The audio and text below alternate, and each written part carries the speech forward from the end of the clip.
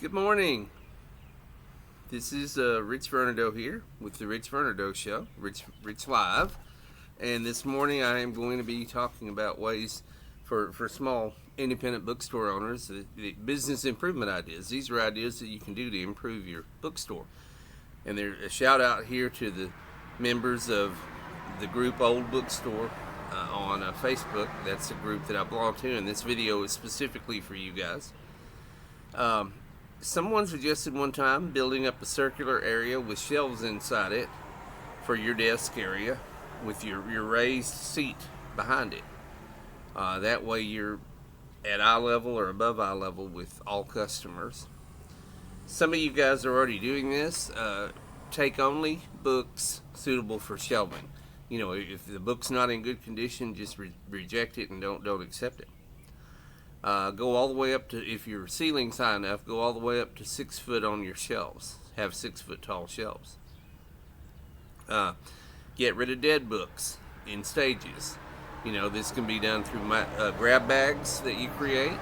It can be done by selling them in groups or lots. It can be done by marking them down, having a table, you know, where all the cheap books are. There's several different ways to get rid of dead books. Depending on your situation, whether you own your building or rent it, you paint the outside of the building. Depending on the size of your building, you know, the number of gallons of paint you need would vary. On the anniversary of your grand opening each year, if you've been open 10 years or 20 years and you open in June or July or August, whatever the situation may be. Anyway, on the anniversary of your opening each year, iced tea for customers, let them get a free cup of iced tea or a free cup of coffee, something like that. You want to always look nice, be clean and neat and dressed up for business, to be professional looking. Some bookstores like to give out bookmarks. This can serve as an advertising, just like business cards serve as advertising. Stamping the front of your book with your stamp that has your address and phone number on it. These are all easy, inexpensive ways to do advertising, of course. Colors. You want to be colorful. Have eye-catching colors around your store, particularly to draw attention to different categories and different sales that you may have going on. Don't forget sidelines. One time I sold chess sets. Those sold well. Board games have done well in the past. I've had jigsaw puzzles. I've had little magazines and books that have crossword puzzles. I have sold figures. Just like stores that are exclusively comic book stores have a lot of the action figures. Well, you can have them too in your bookstore, particularly if you sell comic books. I do quite well with record albums, with vinyl albums. I do quite well with DVD movies. Cassette tapes have recently are beginning to be collectible. A lot of people are coming through now buying cassette tapes.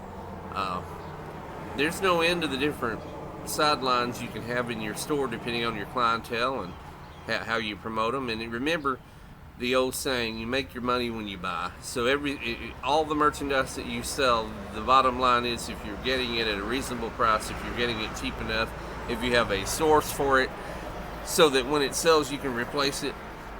These are all factors, to be factored in.